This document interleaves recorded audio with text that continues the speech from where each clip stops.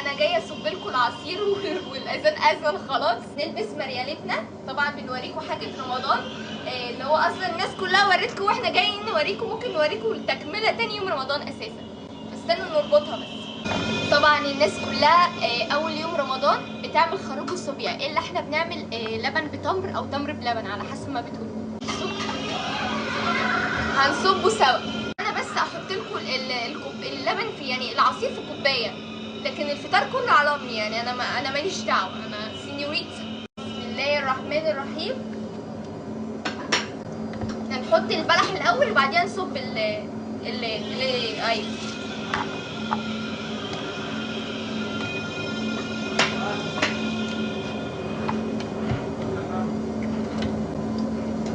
وبح وبح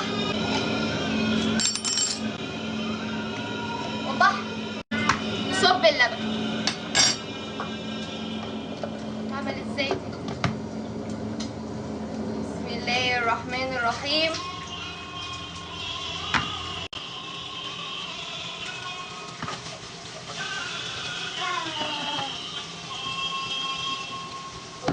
يعتبر اسمي انا اللي عملت الفطار، انا ده كل ما قدرني عليه.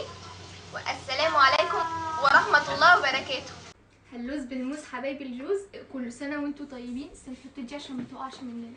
الحاجات دي كلنا عمايل ايديا وحياه عينيا، سوري على الكذب، لان امي لو عرفت ان انا قلت كده هتفلقني. طبعا انا مشاركه في الاكل ده وبالنفس، نفخت في الحله او كلت منها يعني وانا صايمه. انتظروا مننا زينه رمضان، بس احنا نفرش، بس نفرش. احنا بنفرش ايه؟ فرشه رمضان مش فرشه العيد. طبعا انا بشكر مجهودات امي دي ان هي عملت المحشي ده والحاجات دي كلها في ظرف ساعتين. انت جايباني ولا جايبه مين يا امي؟ يعني يا امي انت بتهدديني بالسلاح يعني عشان بشكل التليفون؟ اكسبه عشان نلحق ابو شكلك. بخزوا مع الاكل. انتظروا مننا بقى، هوريكم ديكورات الحمام والمطبخ. اكيد مش الحمام، لوكيشن المطبخ بس.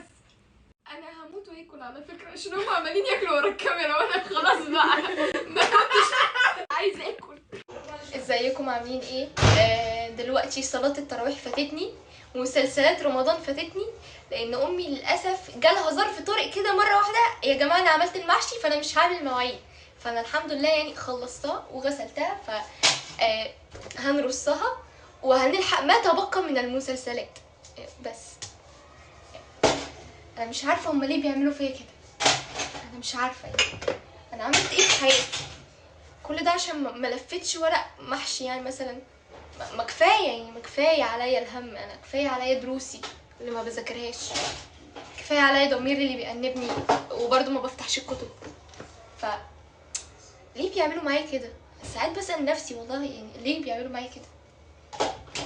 يلا رمضان كريم يا جماعه. عارفه لو كوبايه اتكسرت، عارفه لو حاجه وانتي بترصيها اتكسرت،